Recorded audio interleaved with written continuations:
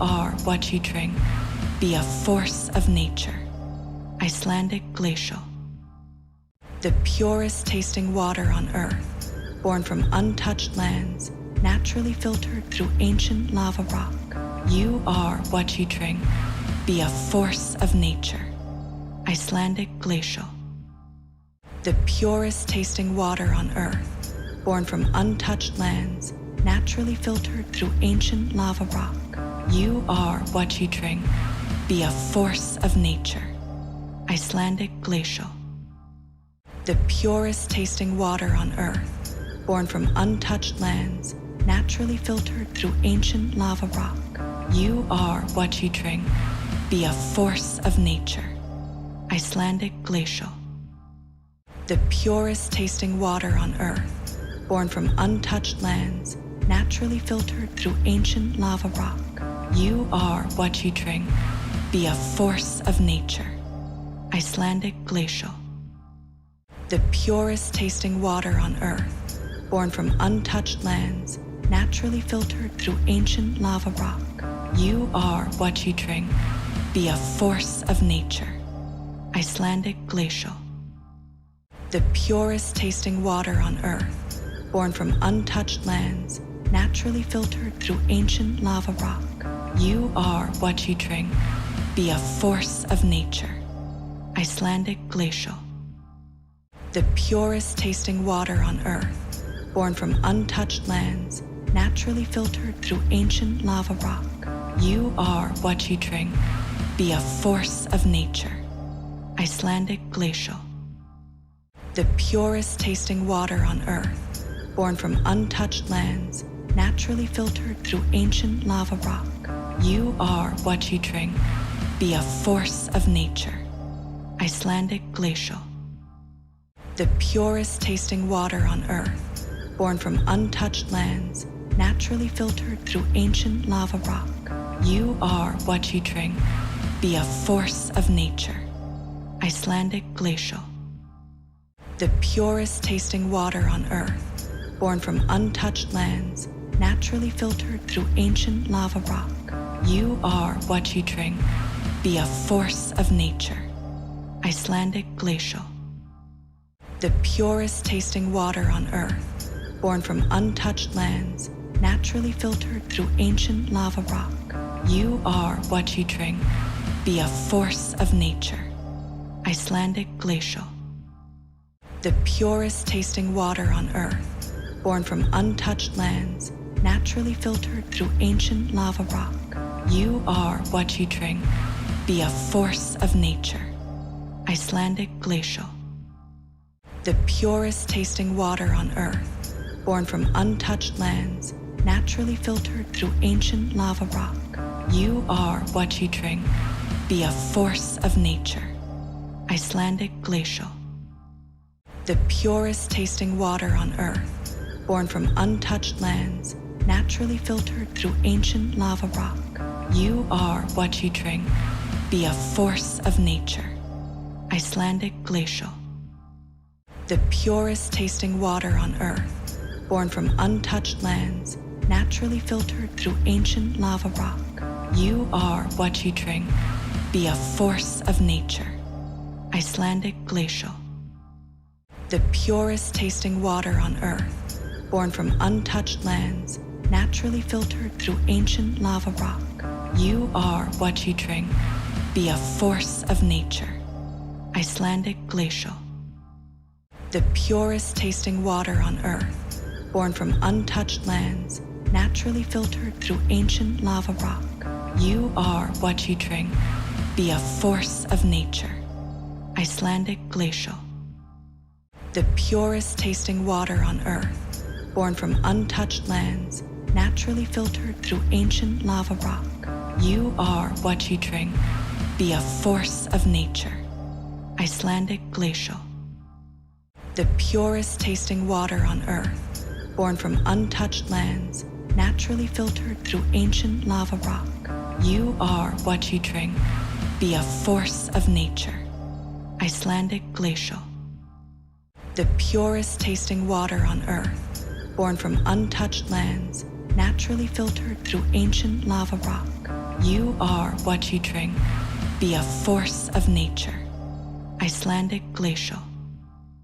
The purest tasting water on Earth, born from untouched lands, naturally filtered through ancient lava rock. You are what you drink. Be a force of nature. Icelandic glacial. The purest.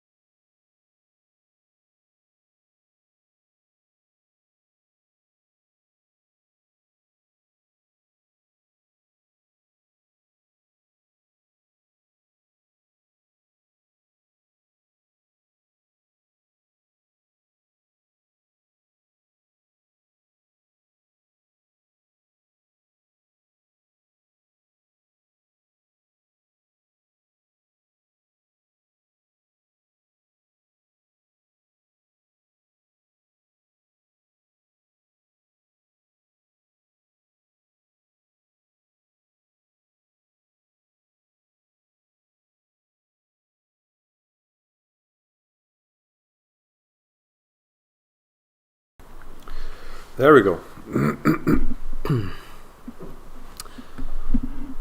Okay, we have entered the fourth round of the Reykjavik Open, and we are going to start on the first board, where Lukas Jarmula and Hans Niemann are playing. And Lukas Jarmula, a bit of a surprise. He defeated Nadiban. He defeated Abhijit Gupta in the third round. Bit of an upset, just by looking at the ratings and the fact that hello Paspon, how are you doing? And the fact that Adiban is a former winner. Let's turn down the volume here. So here he has the white pieces, and let's have a look at the game. They seem to play pretty fast in the opening. Hans was about 10 minutes late, so he's also not aware of the situation in the playing hall. We did warn the players beforehand that we will have some disturbance today because of other events in the Harpa playing hall. So right now there's a big band practicing above us, so Hans was a little bit flustered. Let's see if I have here we see Hans seems to have gotten used to the situation. So we do have ear plugs available for those that feel bothered by the occasional noise. Right now it's not occasional, but it is what it is. It's difficult to balance these things. It's going to be tough on Sunday. Chess or Liverpool versus Man City. Yeah. Well, it's true though. It's kind of basically the final of the Premier League. But okay, let's have a look at. Let's just keep them on the screen while I look at the moves. E4, E5. Knight f3, knight c6. They played the Spanish Ruy Lopez. A6, bishop to a4, knight f6, castles, and now Niemann played the open Ruy Lopez. Not as popular as the classical with bishop to e7, but certainly something you can play here. Knight takes e4, and we go down this main line d4, b5. Bishop has to move d5. White regains his pawn on e5. I mean, black gets pretty fluid development in these lines. Knight b to d2, knight c7, c3, bishop e7. Plenty of lines here. I don't remember the specifics, but of course a famous line where Kasparov won against Anand with the help of, I believe, Tal. Bishop c2, d4, knight b3. And one of our arbiters is starting to dance through the music that's being played above us. What's the song, Riki? Eilíða dans. Yeah, it's Raka Gísla. Yes. It's Stuðmenn or the party, the village people.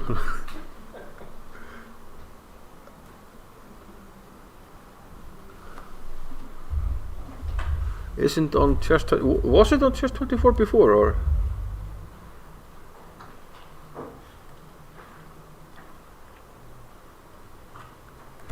When I have a moment, should an 1800 be bothered with opening theory? I was told to forget about it and just play.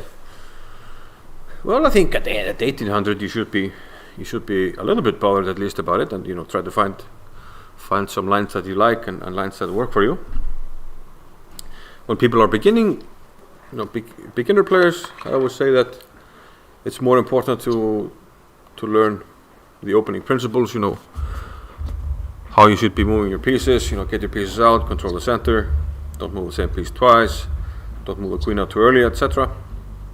But then as you get better, you start to explore, different openings.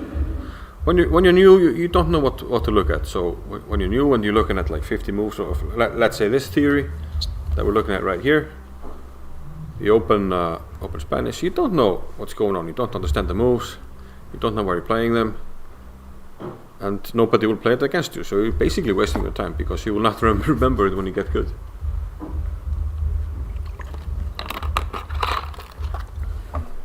But I would say definitely get bothered at 1800. So d3, knight takes e5, and this has been played before. 135 games actually are showing up here, including Karakin Caruana 2016. Anand Mamediyarov. Mamediyarov plays this occasionally, this open Spanish. So clearly a theoretical line that they both know. They played this quite fast. 125, 108. Yeah. We see the time actually on the clock. So Jarmola has used almost no time, and Hans, okay, maybe 10 minutes because he showed up like 10-12 minutes late. And we're still in well-known territory, 80 games, and this seems to be a rather drawish line. On first glance, it looks like white should be happy because he has 2 pawn islands, a better pawn structure, while black has these 3, the isolated e-pawn here. So on paper, and probably if I turn on the computer, it will show a slight edge for white, but it's very slight, very slight. King to f7, still the main move. c4 still the main move, and here the main move is b4. So bishop d6 might be the first new move of the game. On move 20, bishop to d6. We have Jeffrey Song against Vasily So in 2016. Bacaro against Turman. Sutovsky Sorokin. A lot of good games. Bishop d6 is the move played here, and it's a new move, it seems. And I would guess well prepared then by Niemann.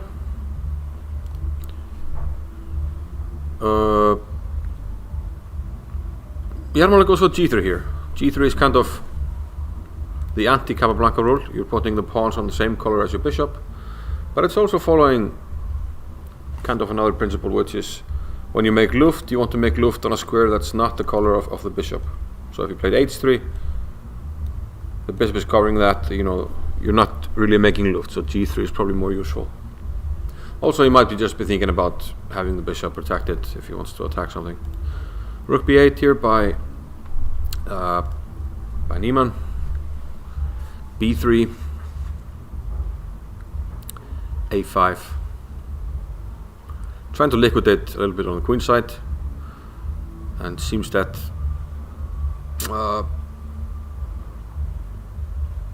black is more or less just trying to hold on for a draw here. White definitely has the kind of nominal edge here. And we have some further moves here after rook d1. I took on c4.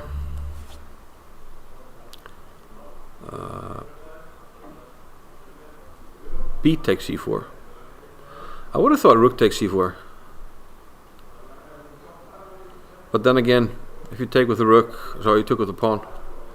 Then again, if you take with the rook, okay, you do have this open file, but how are we putting pressure on the pawn? That's the question.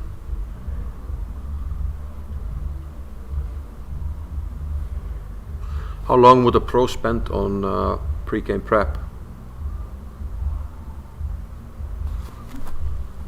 Well, it depends. You know, some people 1 hour, some people 3-4 hours. I think a pro probably 2-3 hours minimum. And of course it depends. Like yesterday we had 2 rounds, so you don't have much time to prepare between the rounds. But for a game where you get a pairing in the evening and you play the day after, generally it's going to be at least 2 to 3 hours. Yeah. So good advice from Kramnik. If you can't think of a plan, play g3 and king g2. Solid. So he didn't take with the rook, which seems like the more natural move, but he took with the pawn. And rook d8 by Niemann, c5, bishop e7, and then we had this trade, rook takes d8, bishop takes d8. Let's see, rook. No, that was not a trade. I'm sorry. White didn't take.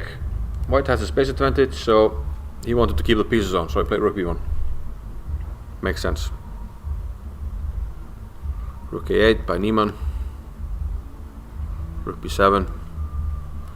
And bishop d8, I believe. So Niemann is holding on, but it's a difficult position. And what happens now if, if we just play bishop f4? He's going to give a check. Check and come back here. So like bishop f4, probably he has to give this check. And then come back. Or play e5. This is too passive probably, because c6 is coming. So e5 is probably more active defense. So bishop f4 doesn't work. But this is the current position, I believe. Let's see. Yeah, current position. And yeah, Jarmola thinking after bishop d8. Anybody know how Erik Rosen is doing? No, but we can easily find out. So we'll leave this camera angle and let's find Erik Rosen. Which board is he playing on? I should have the pairings right here. Probably quicker to find it here. Yep, board 23. He's playing Einar Gregersen from the Faroe Islands. That shouldn't be too tough. And let's see what happened. Erik with black. Dr. Rosen. He plays a Sicilian. And this is a dragon variation. And white goes for the Maroczy bind setup. And this is a kind of position I've never been able to play with black. Never know what to do. But I'm sure Eric does, because, well, he's playing this and has probably played it a lot. Takes on d4, and the general plan is to play bishop c6, like he's doing, f4.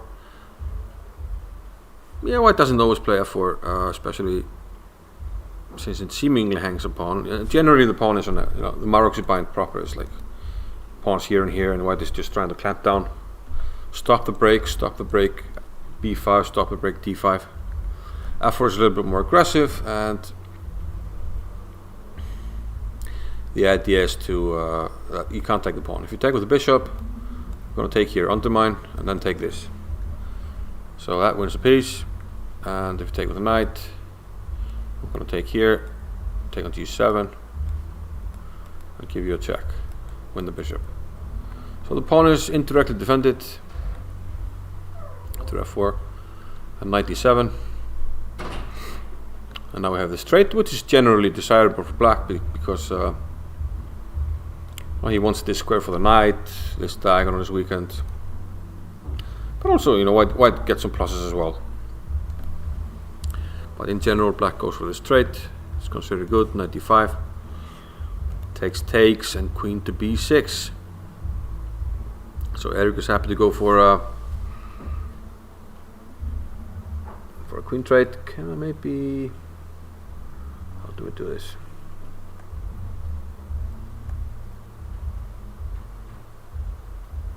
Safrankyo. They're playing one of my favorite songs. What to do? Okay, let's see. Queen b6 as a trade, and he takes with the a pawn, opening up for the rook. So natural move here is to play a3, which he plays, and knight c5. So I think white is considered better here, both classically and by the computer. But on the other hand, black is very solid. I mean, this knight can't really beat this slot, not at the moment, because this would hang the pawn here.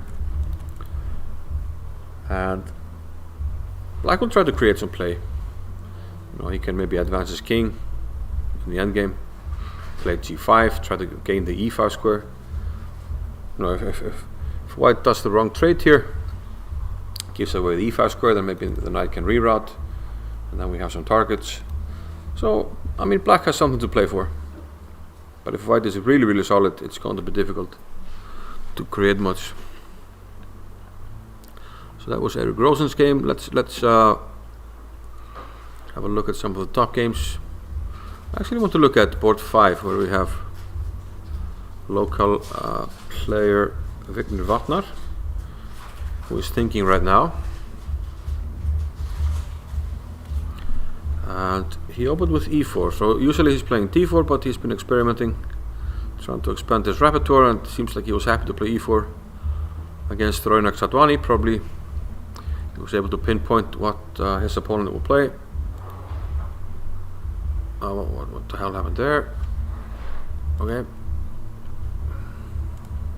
So e4, c5, knight f3, knight c6, bishop to b5, e6.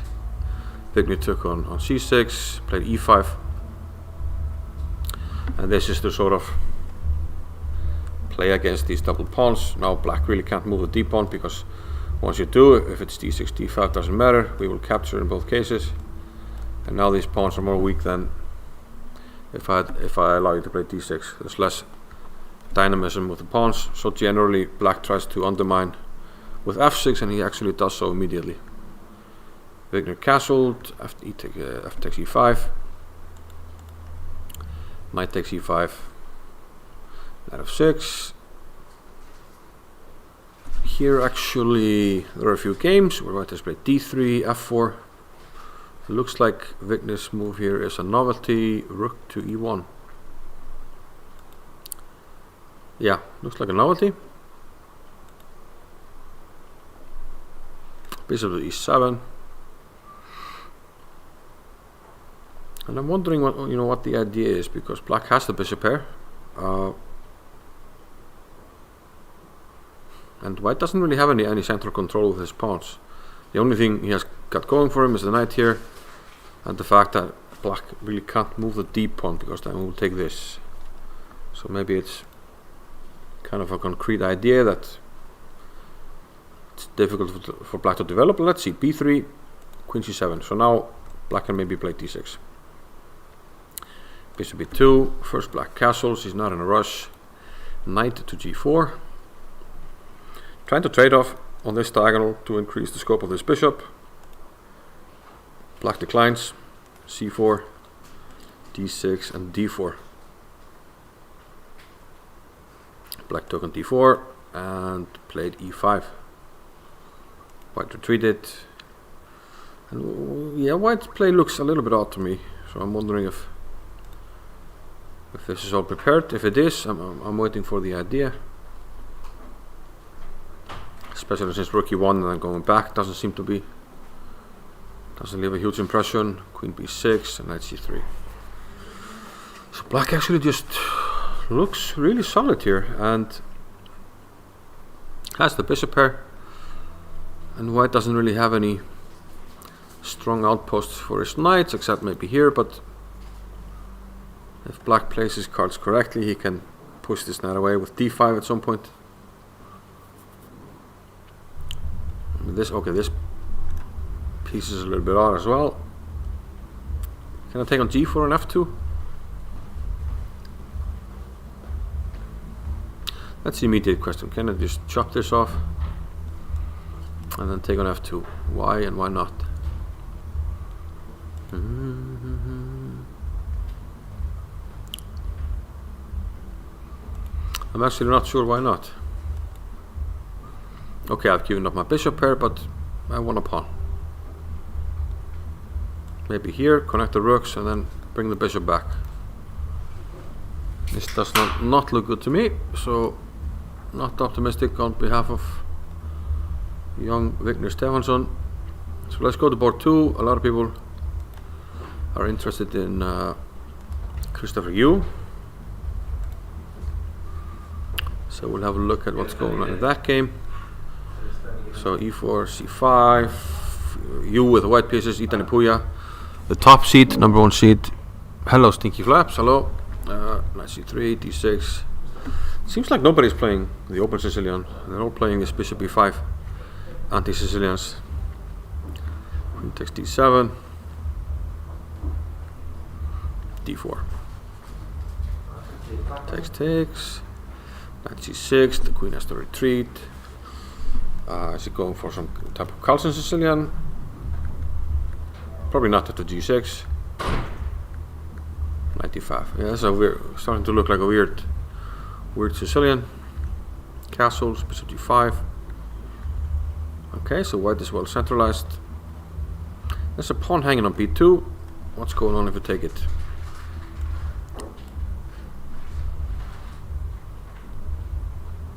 Probably not a whole lot. I don't know. Is it just a pawn sacrifice c3? Just keep the bishop away. Now we can't really play e6 on account of knight f6. And bishop takes e7 actually. No, not yet. In some cases it might be possible. For instance, it might be possible here. Because takes wins the queen. But there's an in-between move, which could be annoying. Maybe this is not working out actually. Okay, let's see something like this. Maybe knight f4. Okay, let's say this. Rook d2. It should be working out for white, right? I think so. In any case, after rook a to d1, black decided against taking the pawn and he played e6. Knight retreated. Again he can take it, but again he didn't like it. Instead, black goes f5 here.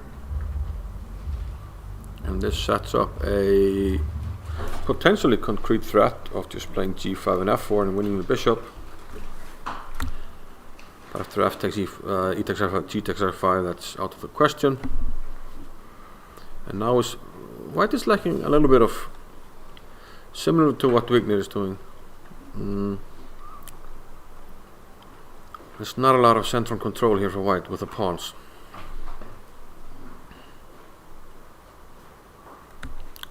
So at the moment, I think black should be doing fine. Okay, the knight on e8 is a little bit misplaced, but hopefully we can fix it. Can we play?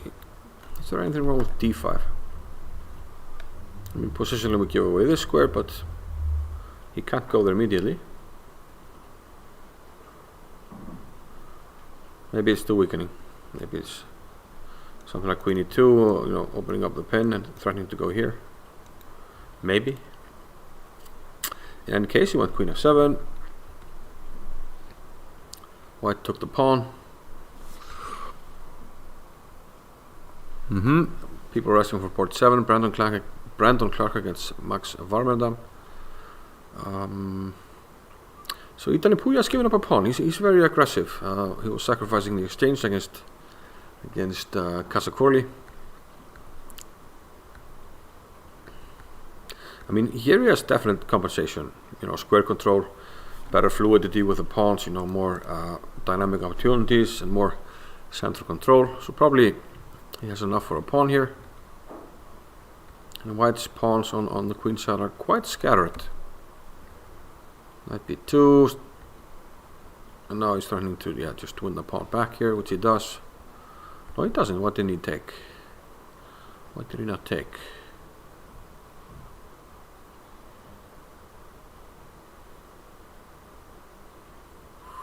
Probably it's a sensory board error. I have a hard time believing this happened.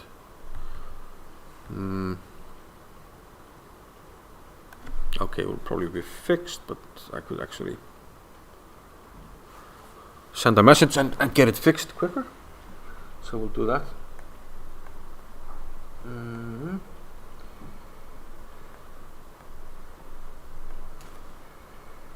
Table 2.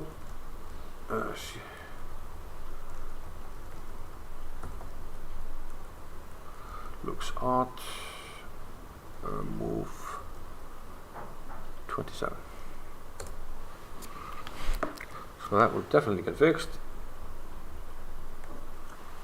Usually it fixes itself eventually, but we don't want to wait for that. So board 7 is a pair of, I believe, young guys. Max Varmadam against Brandon Clark. Max, at least, he's a young Dutch grandmaster who is close to 2600, and his opponent Brandon Clark, who I believe is a young Englishman, although not in New York. An Englishman in New York. Whoa. So Max White here, and Brandon is playing King's Indian. Unusual move order. So we could get a King's Indian here simply by black playing d6 and, you know, standard stuff, d6, d4 and castles, but black plays e5 here.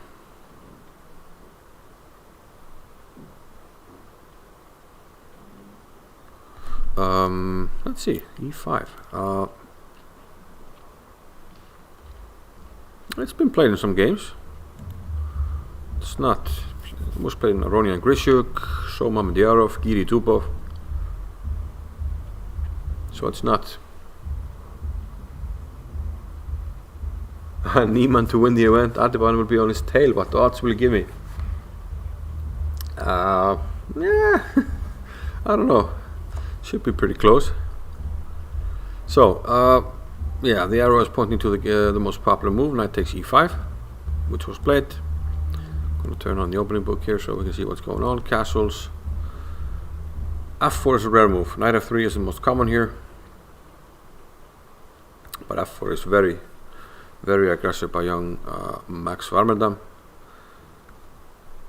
And black will definitely get play here. Knight takes e4 is a possibility. It was played in Gelfand Nepomniachtchi in 2019, and that's what black plays here. Max takes back, rook e8 obviously. We have to protect the knight, and then f5 winning it back. So this looks relatively forced, and this is in fact what happened in Gelfand against Nepomniachtchi. Bishop e2, fe, de, and now c6. In Gelfand Nepomniachtchi, Nepomniachtchi played knight to a6. I guess intending to grab the pawn like this, not have an exposed rook. Well, also the pawn is actually poisoned at the moment, and that's why he played c6. Grab the rook, and if you retreat, there's knight g5. Okay, so that explains c6. But now we can protect the pawn. So black is playing for compensation here, queen b6, and this prevents white from castling. So he plays queen e2, intending to get castled, but he can't just yet because the b2 pawn will hang. So it takes some time for white to get organized. So black is definitely getting counterplay for the pawn. Knight a6, rook b1, knight c5, bishop b3, pinning the knight, now queen b4 check, bishop d2, queen b6, and they are repeating at the moment. So I wonder if we're going to get a draw here. So this is move 17. Yeah, it's max to move, and he's down to 21 minutes. So one wonders, okay, if he plays bishop d2, it's not a threefold repetition yet. He plays bishop d2. Black can play bishop b6, queen b6, and then it's up to white. Will he repeat for the third time or not? Yeah, we only have video on boards, on 2 boards. We'll maybe add some if possible as the rounds go on. At the moment, it's only this board where nobody's hitting, and this one, Hans Niemann. Although the position on the board is not corresponding to Niemann's game. Anyway, this looks, well, what can white do really? Can he not go bishop b3? Not sure he can. So bishop b3 will be a draw if black wants. If he plays bishop b3, okay, white can claim a draw. He can play bishop b3, claim a draw. He can also play bishop b3 and not claim a draw, but then black can play queen b4 and claim a draw. So it's hard. I mean, we can't castle because of the discovery. So I think this might just end in a draw. Yeah, I saw Chris Rice. He went whale watching. I know some others have as well. I guess Chris is a mutual friend or acquaintance.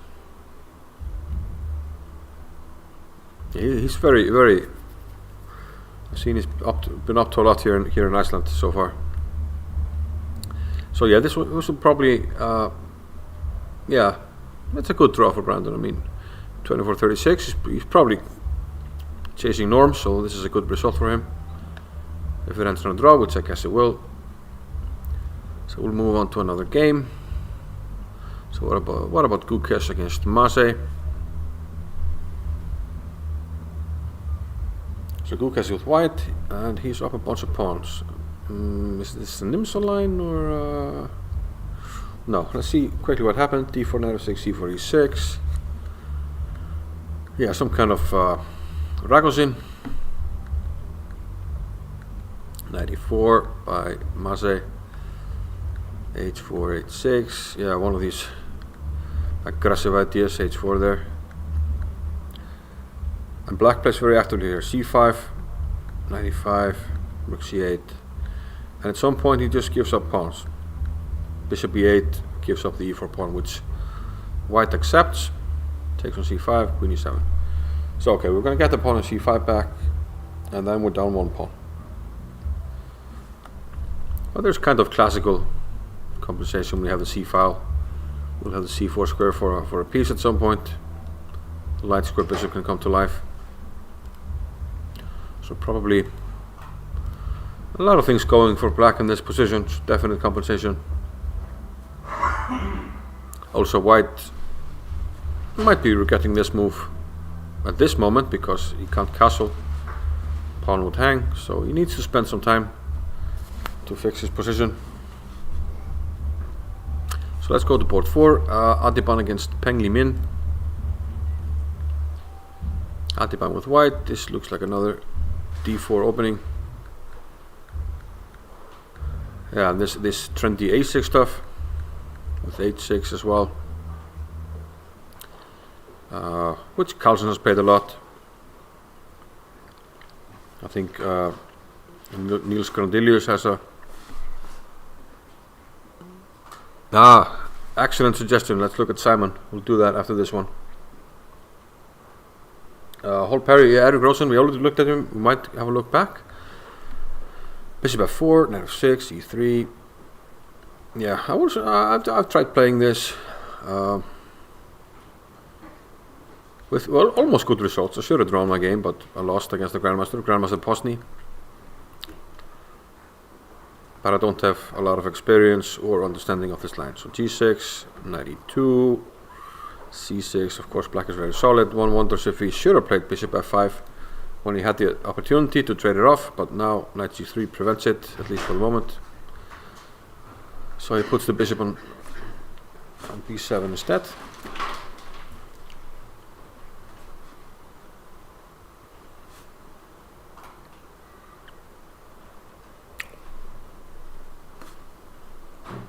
Okay, I can't talk while the door is open, so we have to take a break. e4 now. Classical kind of standard break for white to try to take advantage, open the position. D takes e4, in the red strákar. Knight takes e4, knight takes e4, bishop takes e4. So white is trying to be active, but on the other hand, he's taken up, this weakness here on c4. I just looked at Stefansson versus Sadvani. We'll look back pretty soon. First I want to look at Simon. And let's just see get up to date on this one.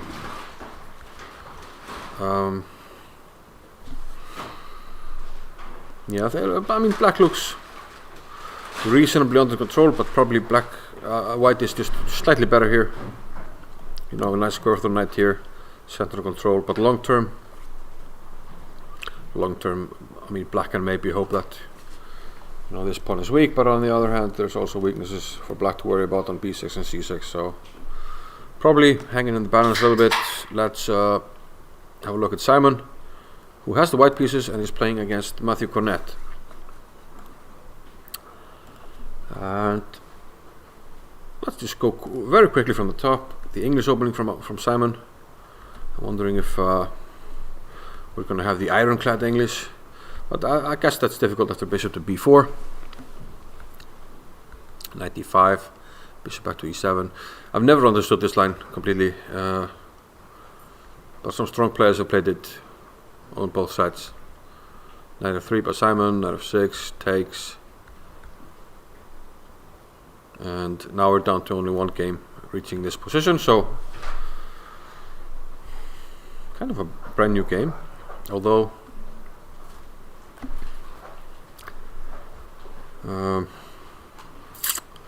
Hans Niemann actually played the white side of this in 2021, probably through a different move order, but same position. He drew against Alexis Arana. So c5 was played by Cornett, knight to f5, d6, and knight takes e7. So Simon gains the bishop here, so could be some long-term possibilities after we got castled of placing the bishop on the long diagonal for attacking purposes, but on the other hand black can close it down with f6.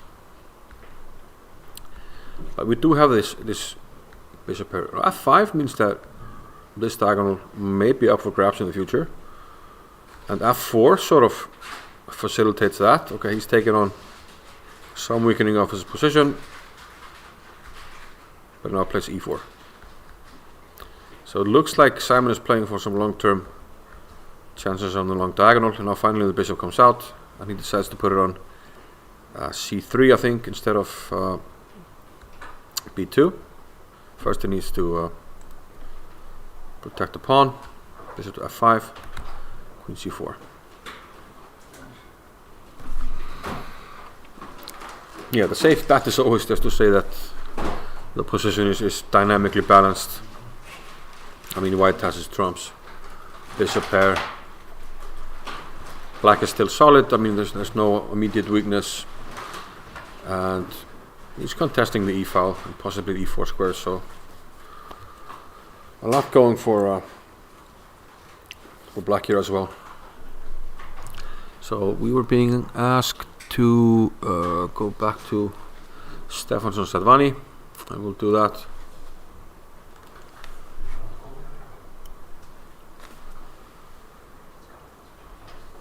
So we had the position earlier after what? Queen d1.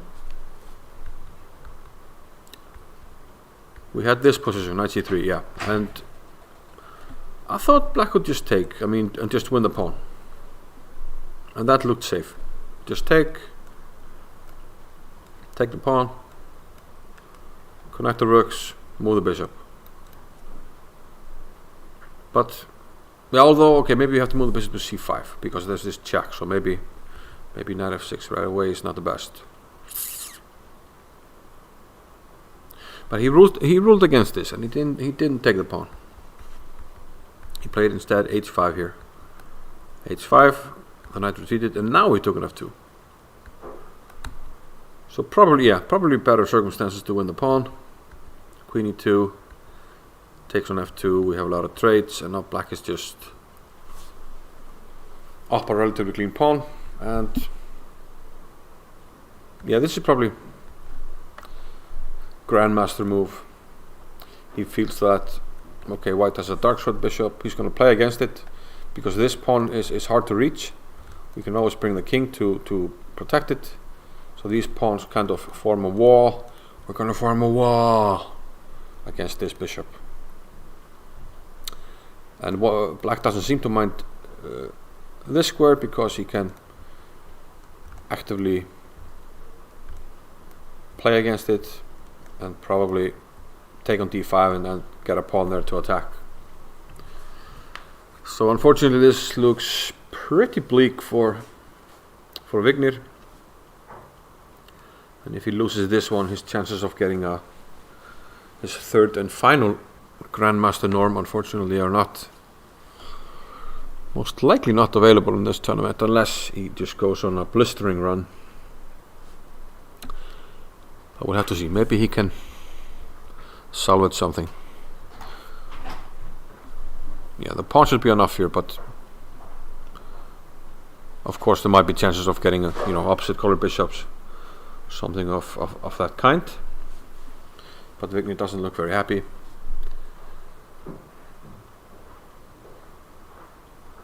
Plays rook d1.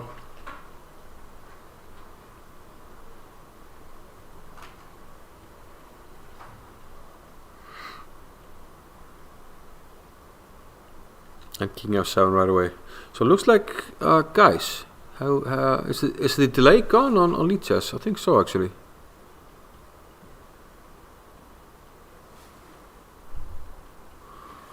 So if you do have any suggestions of boards to look at, I'd love to have them. Takes the burden of having to takes the burden of having to decide away from me. So that would be fantastic. Now, Jóhann Hjartarson is a legend. What constitutes a legend? At least for somebody in Iceland to make the candidates matches. It used to be matches in the day. Now it's a candidates tournament where 8 people play, and the winner plays the world champion, which is now Magnus Carlsen. But back in the day, it used to be candidates matches. And Jóhann Hjartarson, he played a candidates match against Viktor Korchnoi, and he beat him and moved on to play Anatoly Karpov, which unfortunately he lost to, mostly because Anatoly Karpov is freaking brilliant. So that was pretty historical by Johan. So here he's playing Mats Andersen from Denmark. Strategically complex position. I'm curious to see how this came about. d4, d5. Aha. Queen's Gambit accepted. Castles a6. Bishop d3. Knight b to d7. b5 here. So allowing black to play c4, but trying to gain the center instead, e4.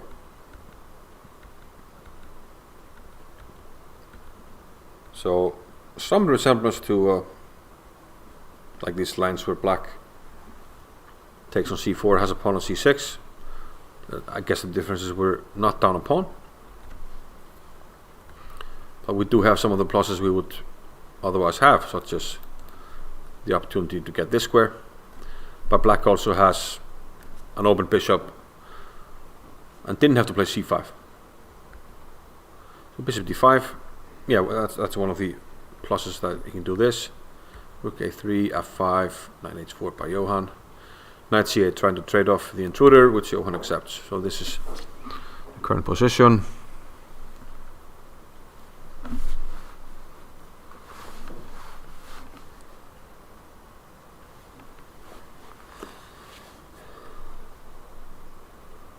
I missed a tactic. Well, that happens. Okay, let's go back to a lot of people are asking for Erik Rosen.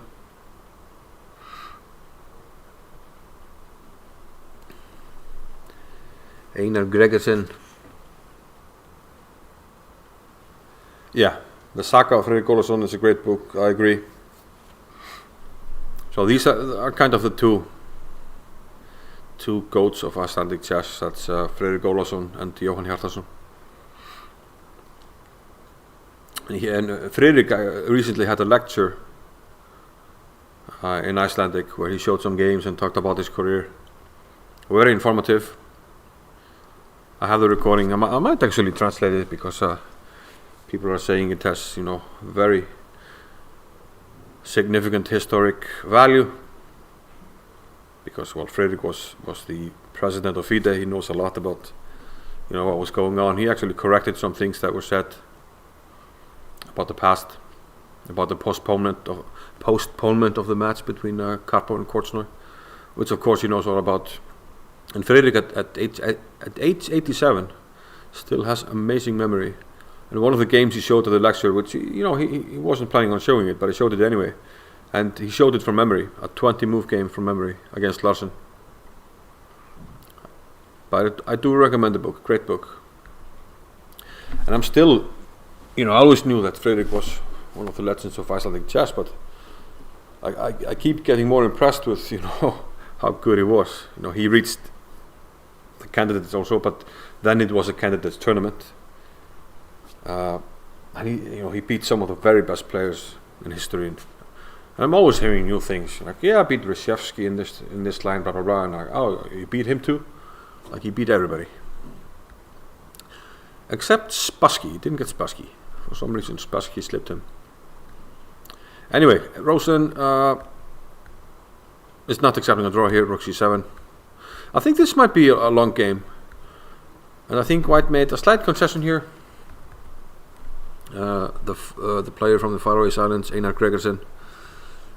In general, you don't want your pawns, bound down like this. You don't want to play h3 and allow h4. Because now these pawns are stuck, and this pawn is a little bit weaker. So in some cases we can attack it. There might even be some chance of swinging something around, maybe the rook at some stage, or bringing the king, simply attacking the pawn. So that's a weakness. Meanwhile, this can't really be attacked. But I think it's still difficult to win. I mean, White is still very solid, and it's not clear where Black is going to break through. So Gregersen holding on, but I would put my money on Rosen. But it will be a long game, which we will come back to.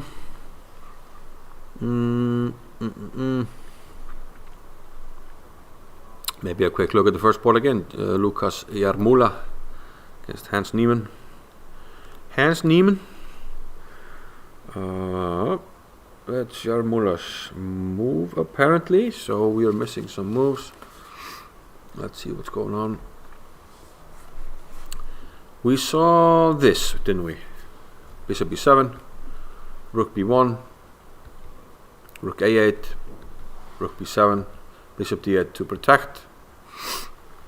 And this was the first move that we hadn't seen when we looked at the game earlier. Pawn to c6.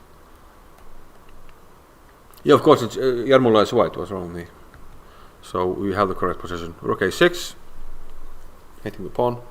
And as somebody pointed out in chat, Niemann has been very, very resilient. Very resilient in some of his games. Round 1, he had to work really hard for the win. Looked like with best play might have been a drawn ending, but he was very practical. And then maybe the game of the tournament against Irene Sundakar, who had a birthday yesterday, which Hans Niemann ruined by grabbing the win from a position where Sukander was +6. A really messy position, which ended up with a beautiful mate by Hans actually. But okay, bishop a7 here. Jarmola is trying to target this pawn. Unusual maneuver. Was it missed by Niemann? I'm not sure. He made this check on e1. Rook d2. Sorry, king e7. And now white played rook d2, which probably wins the exchange, doesn't it? Because I'm threatening this check, which would win the bishop, and there's no way around it. Yeah, it's a strong move. So king e7. Well, probably he couldn't do much here, could he? But after this, the threat is simply here. Rook d7. King to the back rank, and the other rook. Well, yeah, because we have mate. So we're going to win the piece there. So I think it's forced to take on c6. After rook b8, you can't protect this, so you have to go rook d6. And then he goes bishop c5. And this has, in fact, happened. So Niemann has to sacrifice the exchange, which means that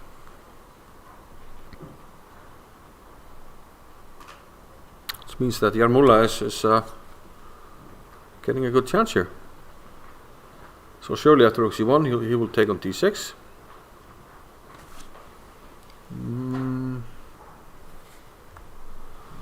He will surely take on d6.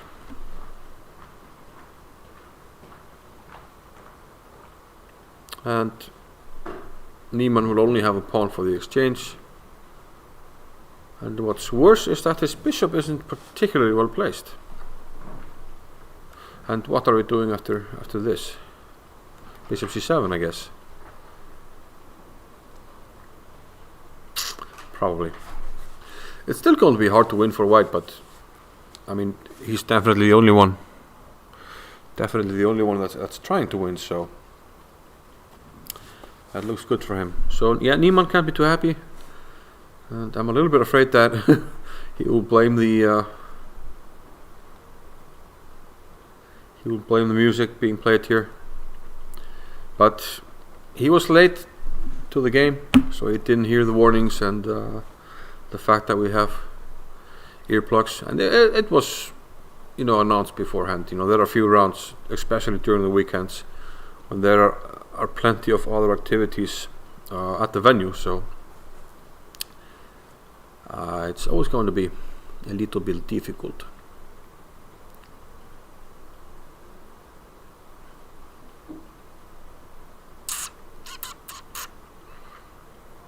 Okay, let's see. Let's look at some other games. So this looks like, this game will go on for a while. Let's actually get an updated position here. Yeah, this is the position. She takes d6. And Jarmola thinking.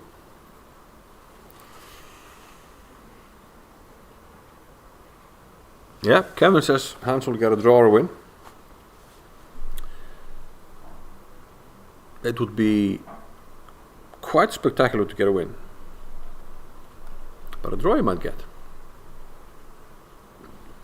But who knows? There could be some magic. I mean, he does have a passed pawn. If he can get that going, who knows? Who knows? I guess we can start scanning for decisive results, quick results. And we have a few of them. On board 57. It looks like we have a relatively short game. Well, not like super short. I want to take a quick look. Yeah, okay. So, okay, I'm more interested in Thomas Birchen against Edmund Player. Let's have a look at that one. Thomas with white, trying to recover from his loss against Niemann in round 3.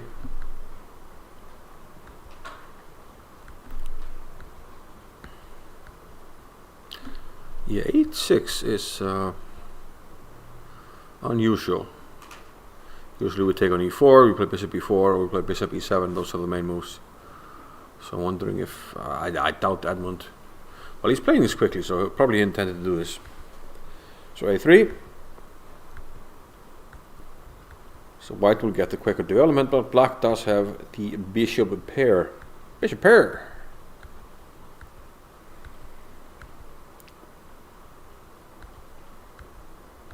e5. Okay, so white will now probably try to shift his forces over to the king side, and he does. Is this accelerated pairing? Yes. How does the pairing? Well, basically, people are split into, I think, 4 groups. So I think the first few rounds you basically play within the group, or that group has a built-in like +2 points or something.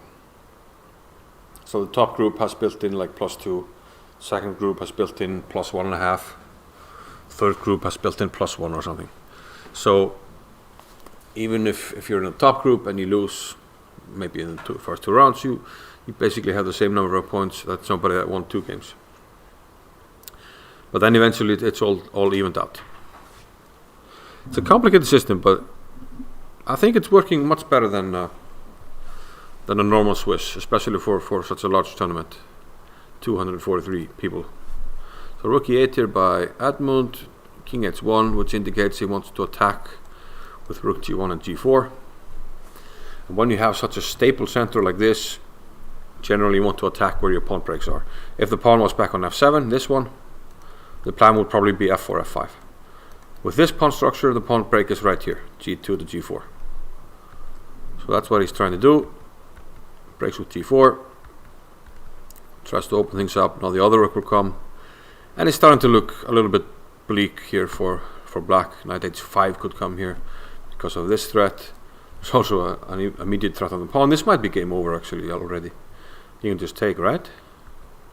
Knight f6, but you can take on g7.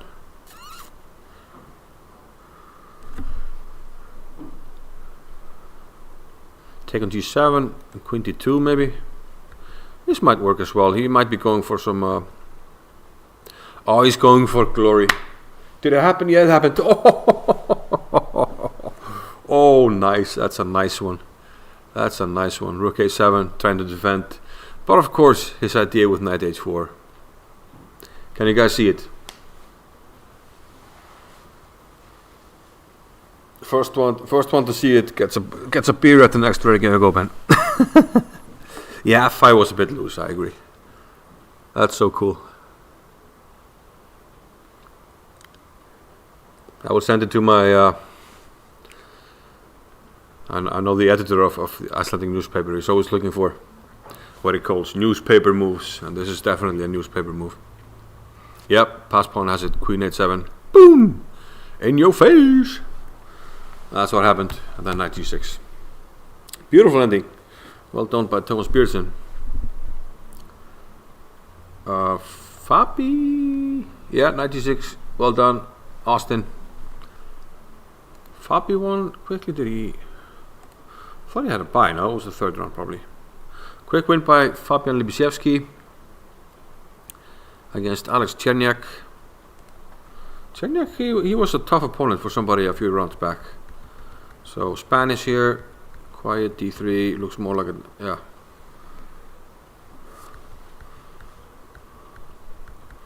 like a mixture of Rui Lopez and the Italian game. So probably we had some kind of blunder at some stage here. Queen d7. Well, duh. That's usually what happens when somebody loses a game. So the d5 pawn hangs, but it's probably risky to take it, and black did not take it. So why not? Because he can take and play c6. I don't know, he didn't take it, he was scared. He was scared. And probably this is nothing like super special yet for white. So it's not like this was some kind of crush, but now, oof. This is like tactics 101. What's going on? These people need to play puzzle rush. So why is this a double question mark? It's fairly obvious when you see it. It's a blunder, but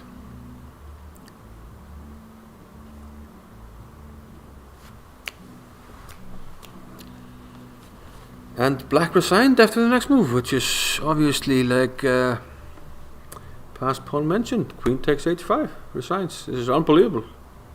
Unbelievable blunder. I mean, black had been doing fine almost the whole game. It does, Austin, because it is. Okay, very good. Here's another quick game, potentially. Well, it's actually 32 moves, so we're not too interested in that. Same here, 30 moves. These guys are not. Here's a funny one. I know black needed to have a quick game because he wanted to see a game at 6:15. So I told him, if you want to finish quickly, just throw a few pawns at him. And I think he did. Well, that was all. Yeah. Here's one pawn, and here's another one, and here's a third one. That's too much. So step 1 is to throw pawns, but step 2 is to follow it up with active moves and attack your opponent. So step 2 didn't happen. So Harry seems to win a pretty easy game here. He's up 4 pawns, so that's a bit much. But he did do what I thought. He threw a few pawns at him. Marina Brunello with a quick win. Quick-ish. It's already. No, it's 3 o'clock. We started at 3, right? We've been here for a while, so it's not even a quick win. Okay, let's just go to the top board. It's a 40-move game, so let's try to follow what's going on. Lucas Jarmola, real quick.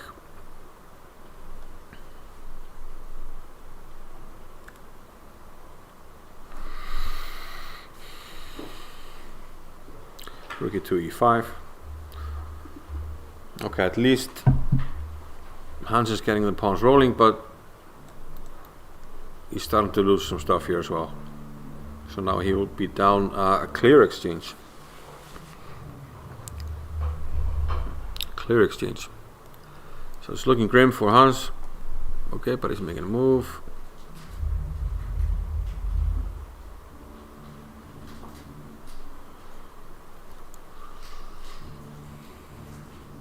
Let's see what's going on in the other games. Christopher Yu is struggling here, it seems, against Itane Puya, who yeah, we had a sensory board error here where rook c2, c7, c3, rook takes c3 was played, but obviously he took on c2, so that has been fixed. And f3 looks like a dangerous move here by young Christopher Yu, because the rook is already. Hans might be on tilt. Who knows? Rook is already on the 7th. Rook f1, rook g7, g3, knight f4. Czechoslovakia, king h1. And here white goes for contemplate, but isn't black just getting too much here? Well, okay. Hang on a minute. Okay, he gets a bunch of pawns, but he loses the exchange.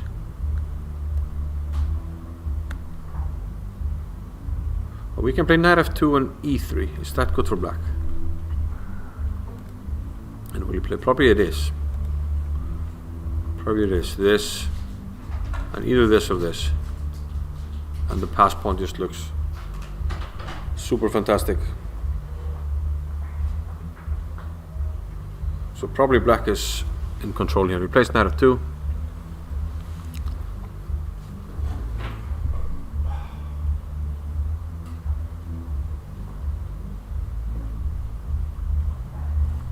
Place knight f2. And now king g1, I'm guessing, and then either e3 or f4. And black isn't even down material. 2 pawns for the exchange, and he's going to have a protected pass pawn on e3. So moves like e2 and then 93 or 93 and e2 in that order probably is going to land on the board. So probably black is just winning. So the number 1 seed is showing his strength. I can tell you that Max Varmadam and Brandon Clark, they have drawn as we predicted. They were on the verge of a 3-fold repetition. And on board 9, a game we hadn't looked at, Alexander Fear has already beaten Bragi Þorfinnsson. Let's have a look at that game. Alexander Fear with white, Sicilian. And well, what do you play against Alexander Fear, to be honest? Probably you have to play e5 and I don't know. You play the Sicilian, it's like you're asking for it. And once he plays g4, g5, I guess you can start praying around here. d5, bishop e3. And black long castles, wow. He didn't want to face the attack with the pawns here. Whoops, e takes d5, sorry. E takes d5, king b1, bishop c5. And Fear keeps the pieces on. Knight c5, here is forced to trade. King b8. I mean, black has the worst king position. But how bad can it be? Better pawn structure for white as well. So maybe this positionally, all of a sudden, just from black, trying too much to avoid getting attacked, he's just positionally worse. Bishop e5. He wants to take on g7, which is more valuable than the pawn on f2 because it will break up the pawns even further. f6, trying to get counterplay on the f-file. But Fear tries to keep control. And now he gets the pawn on t5. Maybe this was missed, I'm not sure. And Bragi sacks the queen. But now he escapes the pin. This looks like too much.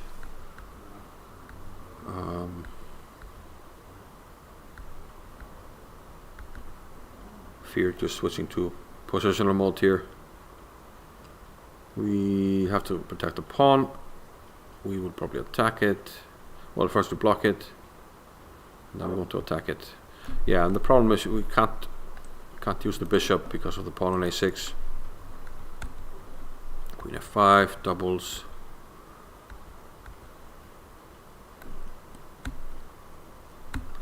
And some tactics here. He takes on e3. What's going on there? Check. Check to win the bishop on h5. And we're just going to say we're up 2 pawns and we're going to win it. Well, that's what he did, so. And eventually he has to push the pawns. Oh, what happened there?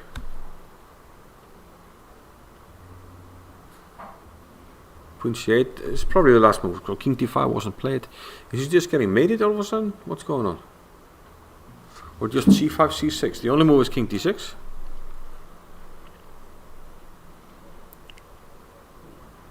I don't see the mate, so let's go here maybe.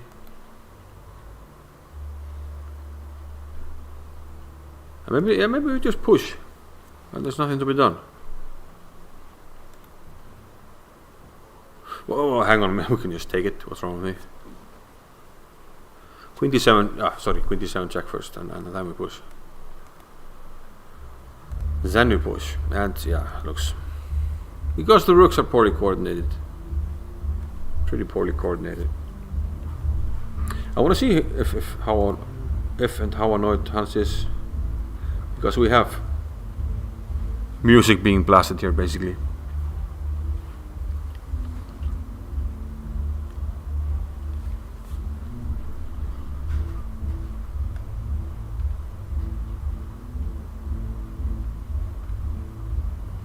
Okay, any interesting results? Okay, let's keep looking at top boards. Did we look at Gukesh Mase? I thought Mase was quite solid. Let's have a look. Mase is still down a pawn, but he has this classical compensation with control of the c4 square and pressure on c-file. And in fact, it's his move. I mean, he can grab the pawn if he wants.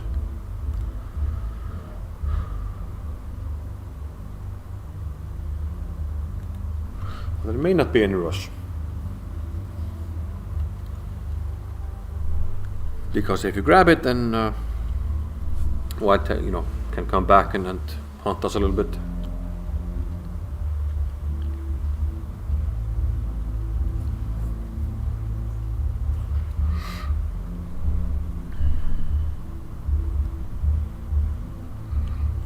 Okay, let's have a look at young Vignir Stefansson, see how he's defending against Raunak Sadvani.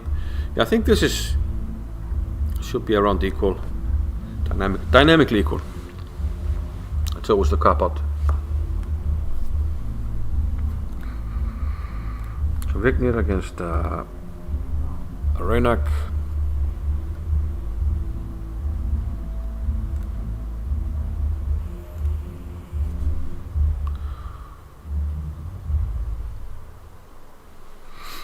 Still down this. Well, he's down 2 pawns now. What happened? Okay, we had the ending. c5 was played. Whitney went through d1. He brought the king. The king. Space 6, 94, hitting d6 or king e7. And now Vignir tried to break it up here with b4.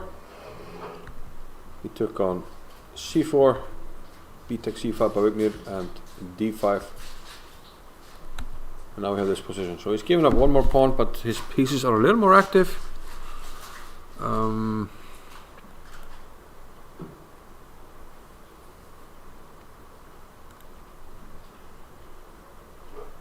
we can put some pressure, rook e1, rook a1, these types of moves. We will put some pressure, maybe get a blockade. But is it enough? Vignir certainly trying to kick and scream. Not go down without a fight here. And they both have 15 minutes. So obviously I'm rooting for Vignir and his friend, our mutual friend Benedict Bream, watching there. So most likely he finished his game already. What about Adiban? Adiban, who escaped. Here we have Don Roberto, the arbiter, watching the game. Yeah, Adiban escaped yesterday.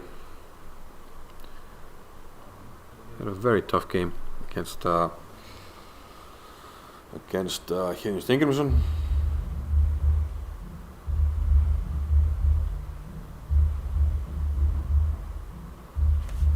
Here he has the white pieces and is trying to put pressure on black, put pressure on c6. But black is also, the last move was what, knight to f5. So black is putting pressure on d4 and Adiban plays rook d2.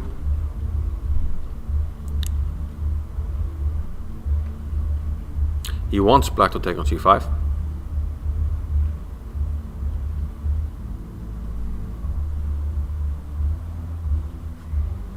Yeah, Kurisatani, it looks like he went wrong a little bit. So yeah, we want black to take on c5 because then we have the open d-file. Bishop is strong on the diagonal, hitting the pawn, and black wouldn't really have an outpost for the knight.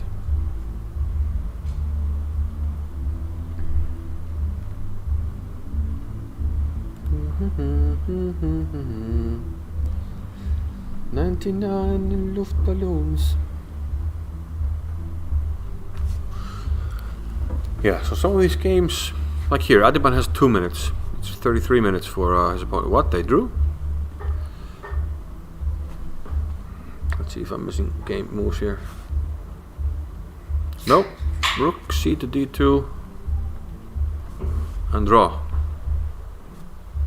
So Adiban must have felt with the time situation he didn't trust himself to play for the win here, and a draw has been agreed.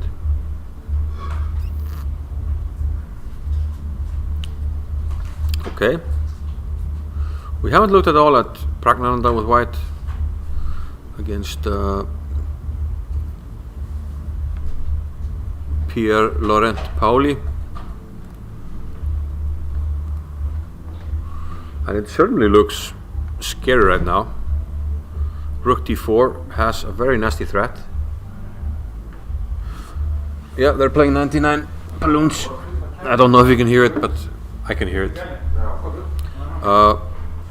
So rook d4 is tricky. It's tricky.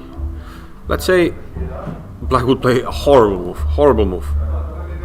Ignoring that this is okay. This is actually hanging. So let's play a move like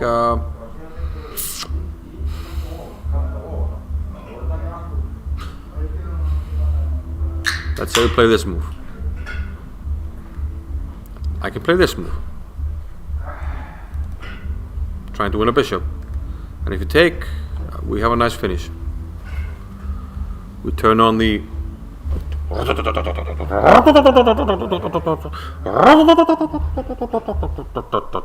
turn on the lawnmower.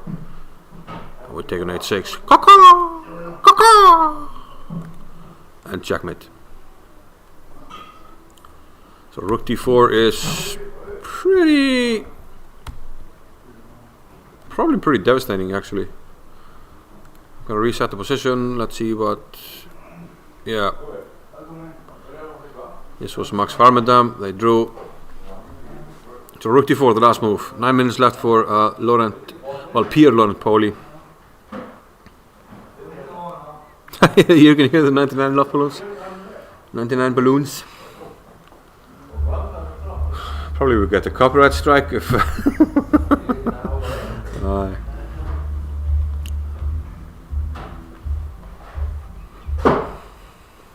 Yeah, so black is probably just lost because, I mean, how do you defend this bishop without allowing some interference tactic which simply threatens this lawnmower mate? Don't see how he gets out of this. So a nice win by Praga, it seems. Although it isn't completely finished, but I just don't see what black does here, actually, to be honest. Okay, Johan and Mats, we looked at. What about Simon? Simon, what are you doing? First glance, this looks not great for Simon. He played what? Queen A1 last move. Shall we see what happened? Because we had this position with Queen C4, I guess. There was a trade, Rook E8. B4 by Simon. Yeah, this might, I don't know, this might be bad positionally, judging by what happened in the game. Because Queen E8, oh yes, okay. Yeah, it's just probably positional blunder, I would think. Because a very nice sequence now by Matthew Cornett. Played Rook takes E1, Bishop takes E1, Queen E8. This hits the Bishop on E1. But most importantly, it also covers this square. So once the Bishop moves, there's B5. And now Matthew is getting this protected pass pawn. So this is why I think b4 was a positional blunder because of the tactic that black seemingly had there. Simon took here, but I think it's going to be very difficult. Okay, black will defend the pawn, and we always have to worry about this pawn pushing. Black's pieces are more active. This bishop looks much better than its counterpart, especially because of the pawn on d5 here. That's simply in the way.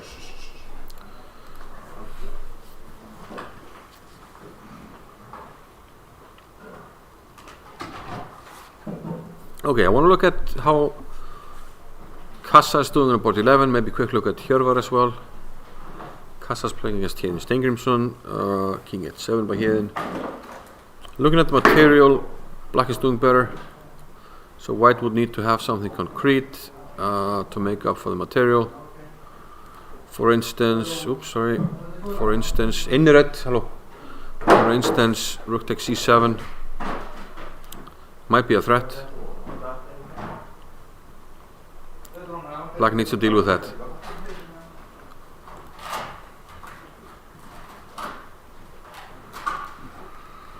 Oh, he played king h7. Why can't we take on c7? This is going to be queen b1. Some tactic, some nasty tactic actually. Oof. Yeah, it's not good for anyone. So black looks better here. Hjörvar playing against Vladislav Varkin. 1, 2, 3, 4, 5. C takes d5. Yeah, Simon is worse, sadly, but he can forget his sorrows while we do the pub quiz tonight. So.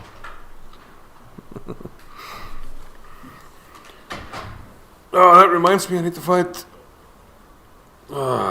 some printouts for the answers. 99 luftballons. What's going on in this one? I'm lazy, so I'm going to check. Computer says +2.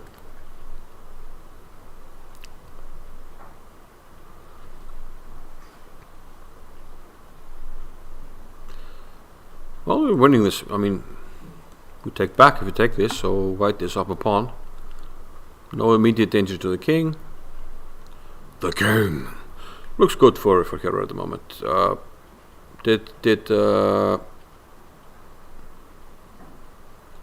Did Eric already win?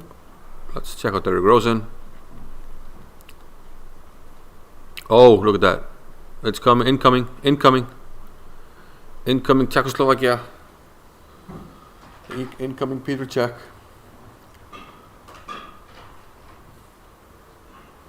Okay, let's see how that happened. I'm curious to see. So it's actually not a lot of moves since we last looked. h3, h4. King f2. Rook to e8 by Eric. King f3. Is he going for the pawn? g5 now by Eric. And this is one of the reasons why h3 is a blunder. I mentioned earlier that, you know, if you could trade this pawn, you would get the e5 square for the knight, and that seems to be happening after pawn to g5. So typical positional error by the Faroese player Einar Gregersen. We take on f4, and this means oh, and this is just e5, protecting the pawn, and if you take, we still protect it. So knight takes e6, and now the king is in trouble here. We just need to swing the rook over. Let's see how that happened. G takes f4, and wow, very nice. We're getting a lot of newspaper moves here. That's a fantastic tactic by Eric Rosen. Typical Eric Rosen. Very sneaky. Rook h5. We have to take it. Knight g7. You have to go to h4 or h6. If you go to h6, it's made immediately because the king helps. So we go to h4, but then this sneaky little check. You have to go here. Then this check, and the pieces are arranged such that the escape square is covered. So rook h4 made. Very nice finish by Eric Rosen.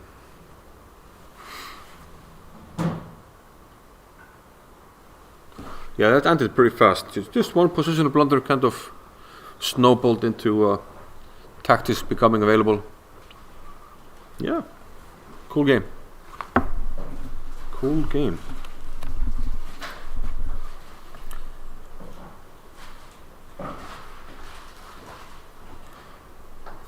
One women's game I want to have a quick look at. See if Hrund is fighting. He's down too many pawns here probably. Okay. Stefan Bream against Robert Baskin. Baskin is rated 23.93. Stefan is super underrated. And what's going on here?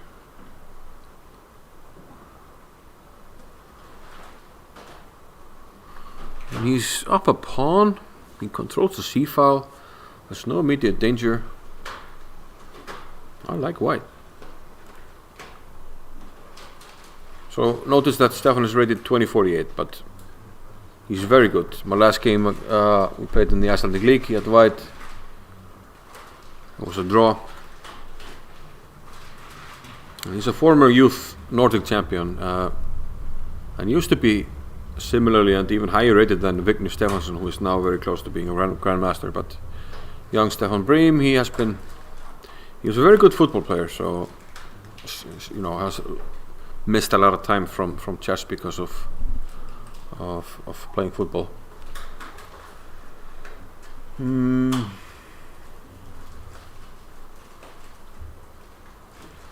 Yep, Rosen is a trickster. So let's see what's going on here. Let's see some more games. How is our top board doing? Lukas Jarmula. Pawns are getting slightly scary, not gonna lie.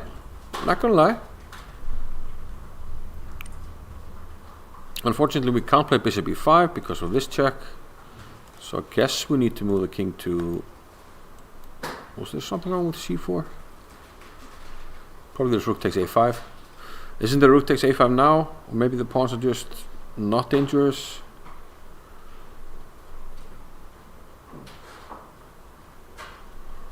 Or are they? Is there some trick? Like if here. Do we have tricks? One trick might be something like, well, it's really not a trick, is it?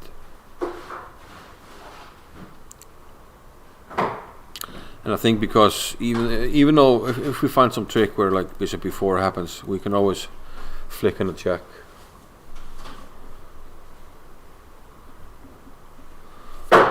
So, is there any reason why he couldn't take on a5?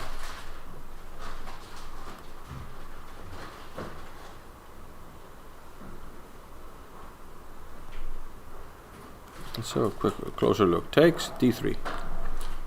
So if I play rook here, sorry, king here, probably rook here.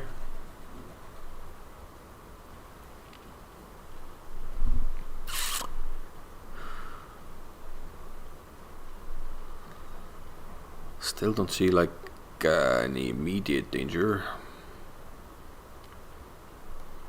And once white gets to tidy up the rooks or play f3 under good circumstances, he should be just good here.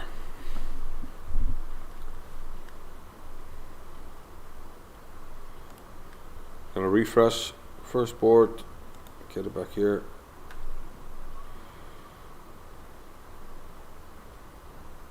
Wait, what? Didn't he play king e6? Well, apparently he played king c4.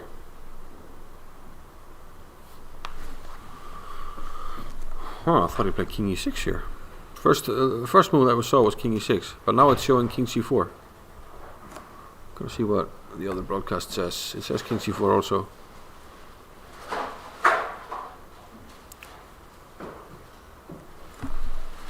We might be in trouble here.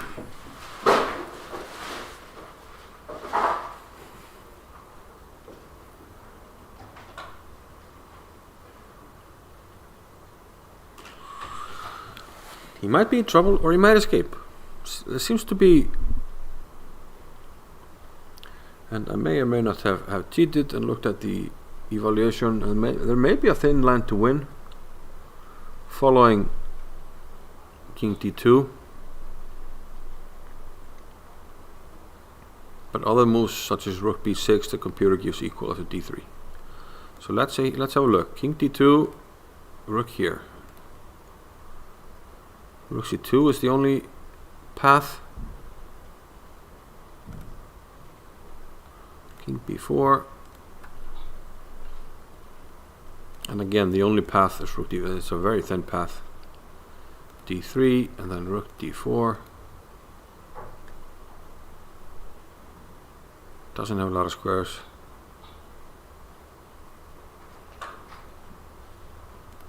It's some thin bullshit like this. Yeah, now I can take with jack. Okay, that wins. So we'd have to go to a3. Then there's rook c3, king b2, and then we can take. Wow, this is super. Is he finding this? Because if not, most of the moves just set 0.0.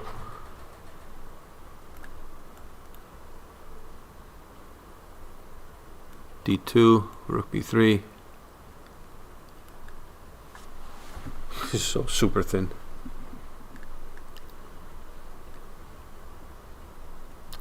It's a super thin line. I don't see him finding this, to be honest.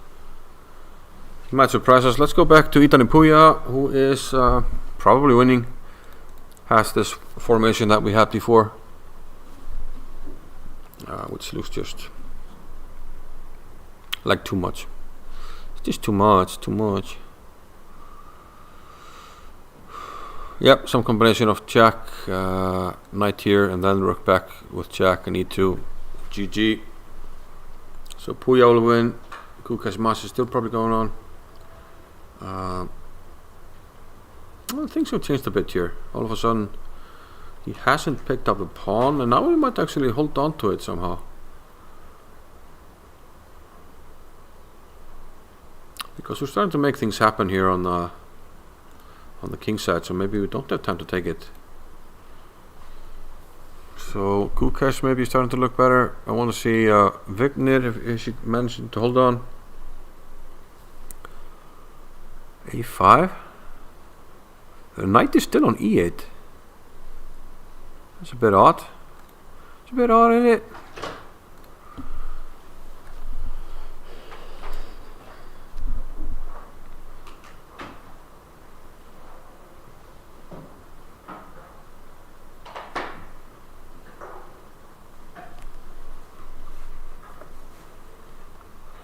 What was the last move? a5.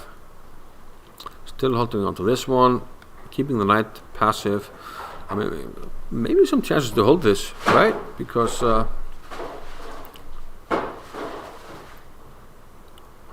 know, the king is right here. Target this pawn. Bishop is blocking this pawn. I don't know. It's probably hard to win.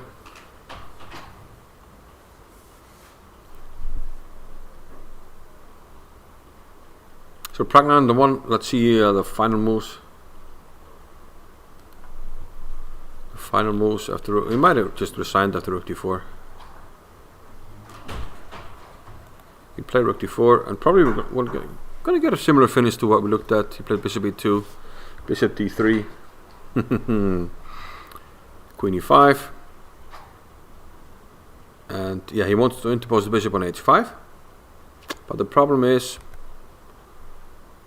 we can just do this and then take. Queen takes e2, queen c4, double attack, getting the queen away from protecting the mate and threatening this. And black is resigned by allowing the mate. So very similar to what we looked at, but of course black saw the idea, so he tried to prevent it, but in the end he just couldn't. So Johan against Mats. Things are heating up here. I'm just going to admit I have no clue what's going on. Black just played c3. Do we want to take it? We kind of have to, right? So bc. How does black want to take back? With a pawn or a rook? My guess is the pawn. Okay, that's happened. We have to keep an eye on the knight, so I guess queen e3 is forced. And then what's going on? This knight actually is, okay, the more I look at it, this knight is very well placed. It's blocking a lot of stuff, it's blocking stuff, it is preventing stuff. Keeping this knight passive for the moment. So maybe we can just play for queen e3 and trying to win this c-pawn.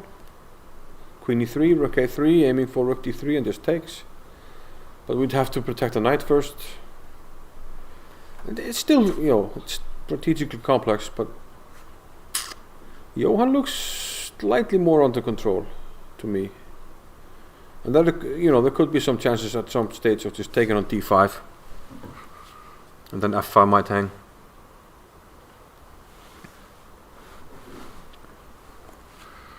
Yeah, board 1 was actually getting pretty interesting. So maybe we'll keep an eye on that. Okay, Chiarmala to move. Okay, he has a lot of time, so he might think for a while here actually. They already reached time control. And it's complex.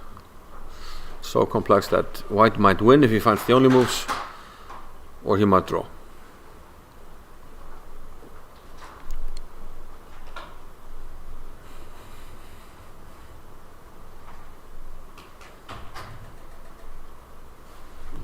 La, la, la, la, la, la. Now I've got these 99 balloons just stuck in my mind.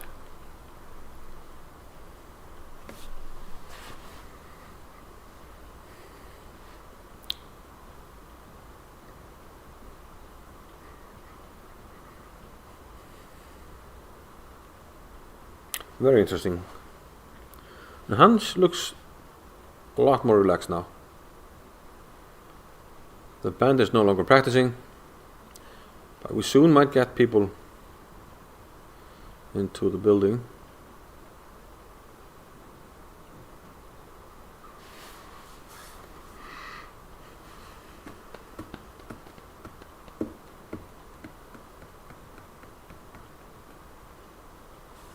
Okay, yeah, let's find some game. Maybe there's a game where time control hasn't been reached. Itan and Puya, they've reached the time control, but again, it just looks completely over here. Itan and Puya should win this game with black. Just needs to find the right time to give a check, move the knight away, maybe come back and then play e2 and win the game. So Gukesh and Maciej might be the most interesting one right now. 1 minute left for Maciej and 9 for Gukesh.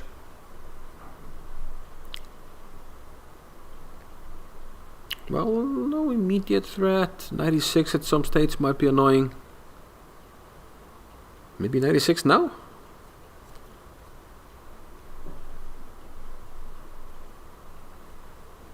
.96 rookie 7. Maybe 94 or something. Centralize. Maybe 95. Segir þú?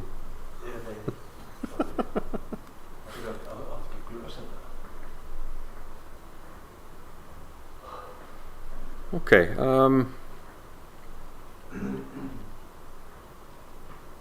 Maybe just solid. Just attack the rook, keep the pawn.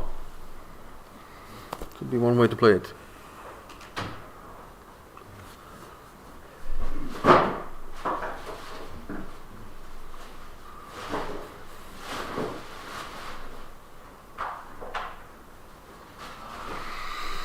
Yeah, feels like Maciej ended up passive. I agree.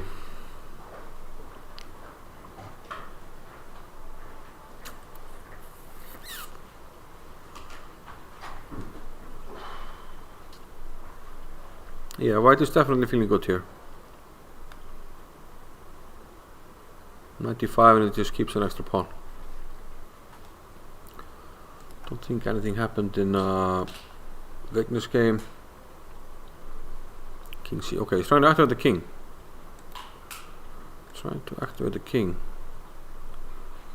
But now maybe we can play here, hit this one.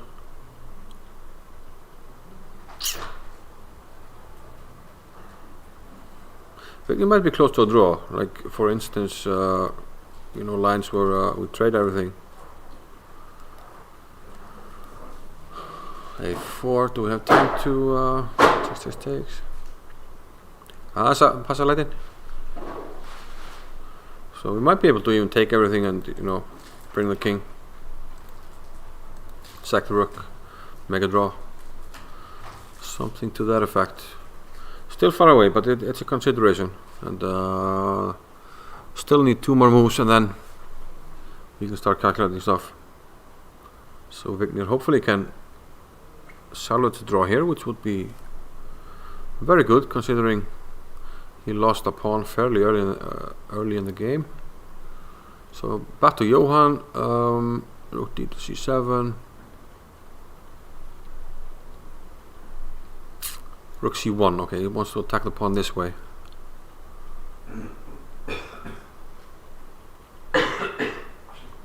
But let's see. Yeah, maybe he just wants to play here and then threaten to win this pawn, because the knight can never take on account of this one. So if he can sneak in bishop e3 with tempo, then rook c2, then bishop a2 next, and maybe win the pawn. Maybe. Like I said, it's very complex, because you have to take into account bishop e4 in many lines, so it's I don't know. It's tricky. And we have a time trouble situation, which maybe favors black a little bit. Although Johan is a good blitz player, but he tends to get tired around this stage at his age.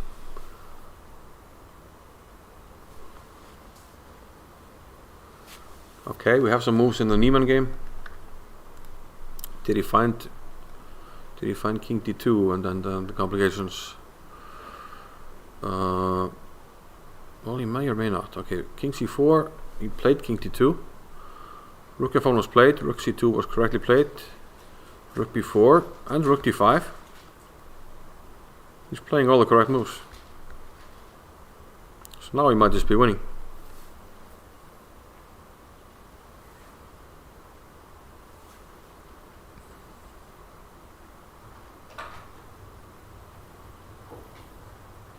He had to find these only moves, and looks like he has. So why is this winning? A line such as this. Takes, and bishop c5.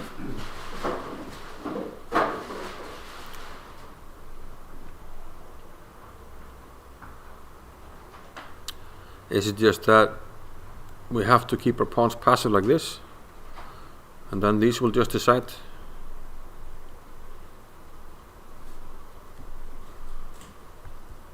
Possibly. It's impressive technique if this is working. Apparently rook f2 was bad, we're being told. Rook f2 was bad. Yeah, we looked at d3 earlier, that was the main line. But rook takes f2, king c1 correctly. And yeah, seems like we just blockade the pawns. So let's say rook takes c2, king takes c2. e3, then king d3 blockade, if d3, king d2. Now we're threatening this check, and there's actually not much we can do about it. We could play here, but we play here anyway. And now either you give up this pawn or you play e3 and then I get this pawn. So that's not good. So probably it's just lost.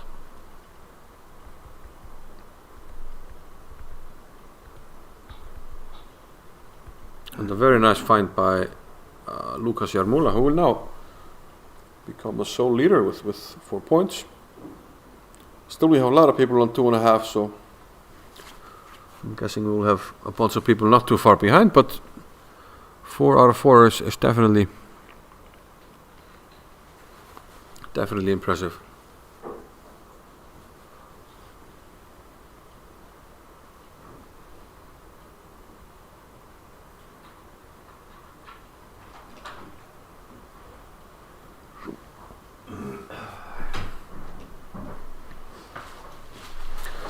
So Lukas will probably win. Ethan and Puya is winning. Gukesh and Masa is probably the biggest fight still.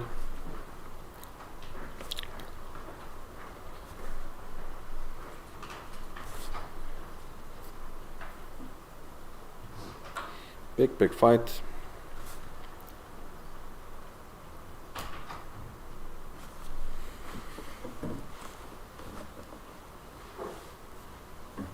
And he did play 95, just trying to hold on to the pawn. So now he has an extra pawn. And he's already opened up another line of defense, so now he's going to take with a pawn if you take on d5. Now he's clamping down, immediate. Well, okay, not a threat, but it's annoying. Queen d6 check. Well, I wasn't going to play it. Obviously, we'll take here first. Unless you don't, which would be surprising.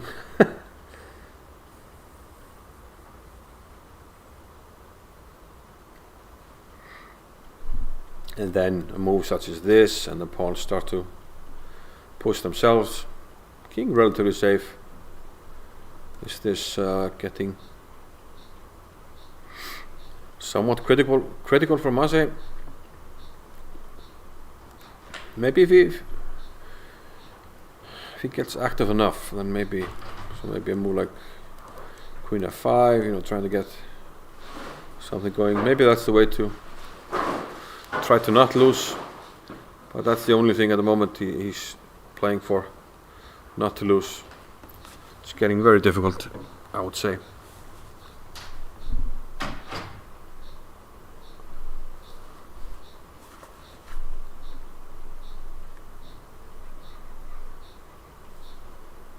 What the hell is going on there?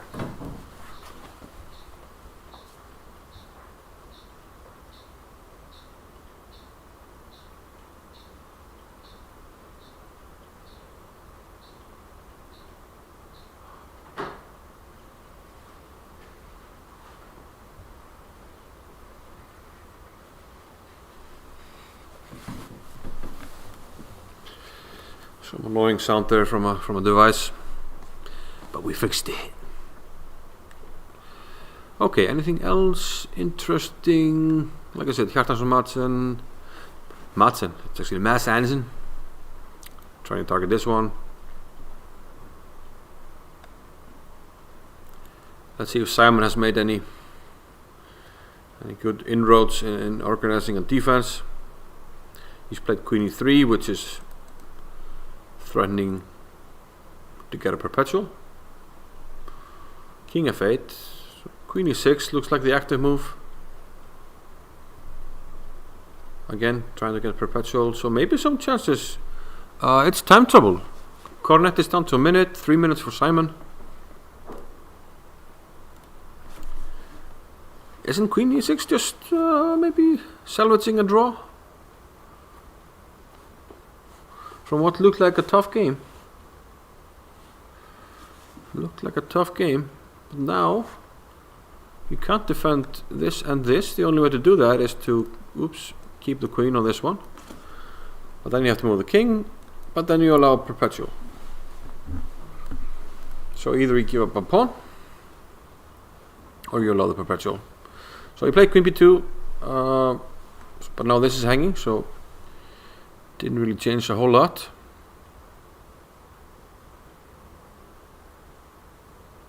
So I don't know. Does he push c3 and no? I'm not sure if and how the check helped. Can I try to get the bishop back to organize defense and then push the pawn? Is that his idea? 4 minutes left for Simon, 38 seconds for Cornet. He plays Queen d4, centralizing the queen. If in doubt, centralize. But isn't this just immediately a perpetual? You can just go here and check. Or check on d7, whichever. Unless, and I'm just putting this out there, Queen takes d6 is an attempt to win. And I wouldn't put that past Simon. He's one crazy rat bastard. He might just go for the win. But okay, having had such a tough position, it looked positionally very undesirable. Personally, I think I would be happy that I just got the draw. And it's always difficult to change your mindset, when you get a chance such as this to maybe go for more, to actually do it. But maybe he can, because if you take the pawn, and he does. If he takes the pawn, and he does! Simon Williams goes for the pawn. He's going for the win. Because if you can get some checks, d6, get the pawn rolling, maybe the bishop becomes active. Maybe bishop becomes active. Okay, so if you want to try to go for a win, we have to figure out he's going to go here. Can we do something about that? Where is the idea to escape the checks?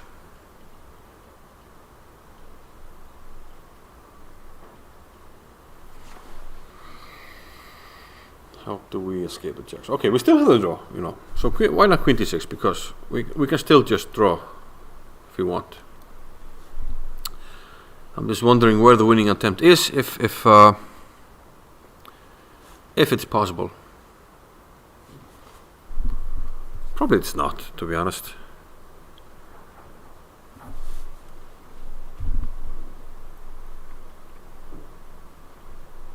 Like, can we run around, let's say king somewhere?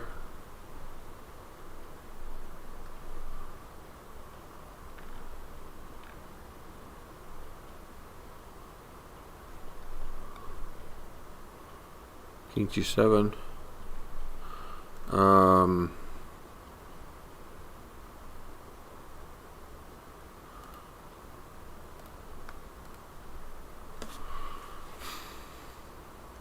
Yeah, it must be a draw. I don't see the winning attempt. Okay, and they did reach move 40, so now they get some time. So Simon would definitely have a long think here. Probably already stood up, you know, go get some coffee, consider the situation. Can you do something to play for a win? If not, just take the perpetual.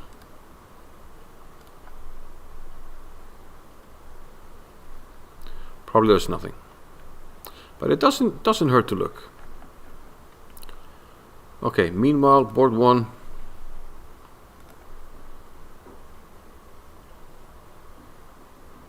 Niemann has given up his bishop, so he's down a full rook, counting on the pawns, but not happening. We don't have commands for score standings. I didn't even know there were commands on Facebook, on YouTube. Maybe that's something we can try to implement. But let's see, rook d4, rook e1 probably, and then we just bring the king. Or do we? Do we? Rook here maybe, and then king c3.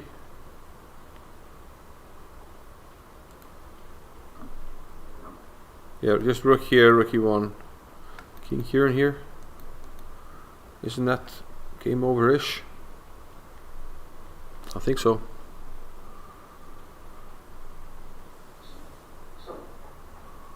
Yeah, this time it's just lost. Probably can't save this one. Puya. Okay, still. Well, hasn't really made progress. He lost one of the b pawns. But yeah, at least he made a jack. So now maybe he can play knight d3 and start thinking about pushing. Kukasir Mase. Okay, one more move for Mase to reach the time control. And then he has to suffer. He's down a pawn. White seems to have gained good control here. Yes, in the open file to go along with the extra pawn. Vignir and Radvani looks like great drawing chances for Vignir, because he's able to sacrifice his bishop for the pawn, if it comes to that. So that would be a great escape, and it's starting to look like it. So I think because we just reached the time control on almost all the tables. Let's see, Johan maybe. Yeah, he reached the time control also, and he's up a pawn. Well done, Johan. Can he sail it home? That would be very nice. I mean, Johan, when he, you know, when he's not tired, when he is in form, he's very, very good. You know, class is permanent, form is temporary. So Hjörður is trying to win a rook. I was going to say a pawn up rook ending. A rook up pawn ending. Should be able to manage. And then we have Simon. So I'm going to take a break. We haven't had one break for 2 hours, so I think I deserve it. Just going to leave you with Hans Niemann, who probably doesn't have much left in this game. So we'll leave it on live. And we'll be back shortly to, see the final few games through on the top boards. So see you then.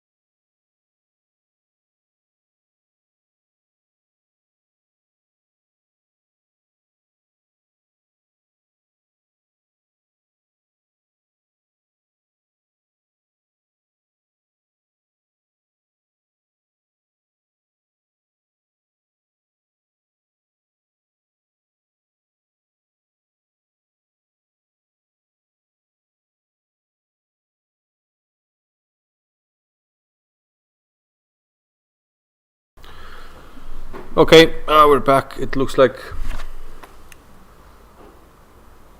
Niemann has lost, which it looked like for a while, so we're just gonna see through here the final position. Gukesh also won. He looked very good, but wasn't maybe expecting him to win immediately. Let's see what happened. Yeah, we had the position around here, I guess,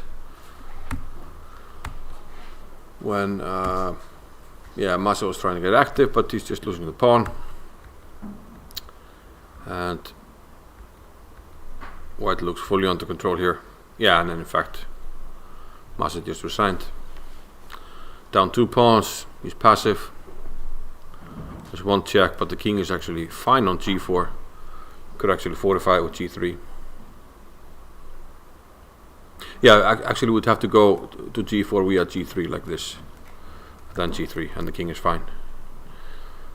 So super good technique there by Gukesh. Puya still hasn't won, which is a tad surprising. But he should be winning now. I just thought he would be able to sail the e-pawn home, but yeah, I guess White managed to somehow. Yeah, now he just wants to play b2 next. Like rook here, b2. You have to take it, and check takes, and boom boom, GG. Takes the pawn. Okay, so this should be resigned pretty quickly.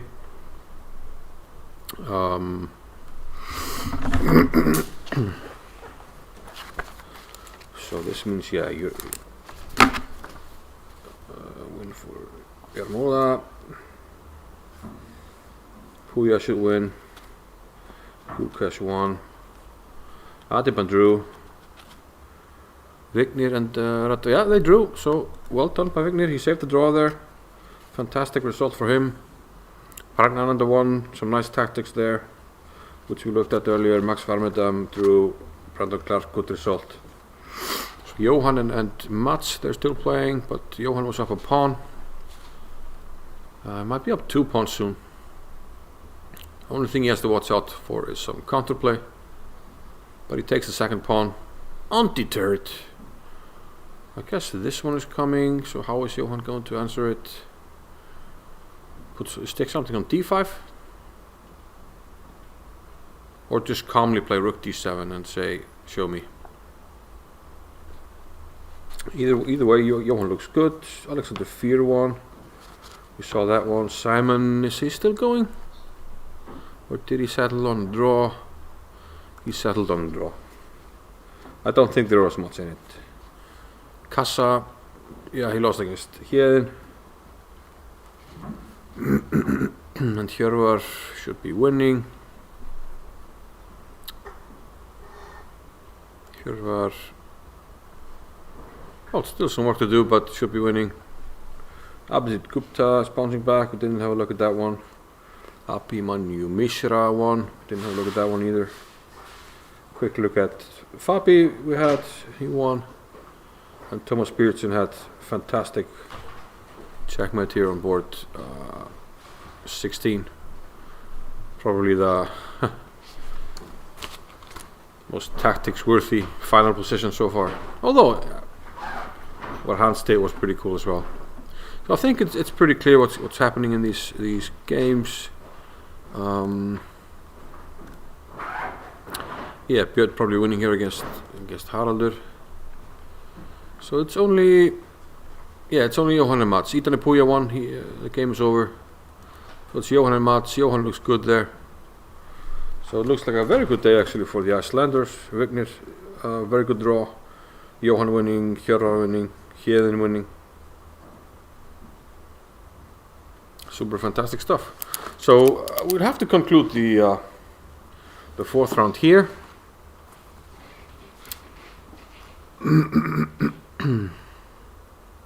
We'll have to conclude it here, and because I have to prepare the pub quiz, the ultimate pub quiz. It's coming up. One pub quiz. It's gonna be tonight. Need to get some dinner and get ready. So thanks for watching. It was an exciting round with upsets. Very nice moves. yeah, and hopefully that continues. And hope to see you soon. We'll end it with the Icelandic glacial ad, and see you tomorrow.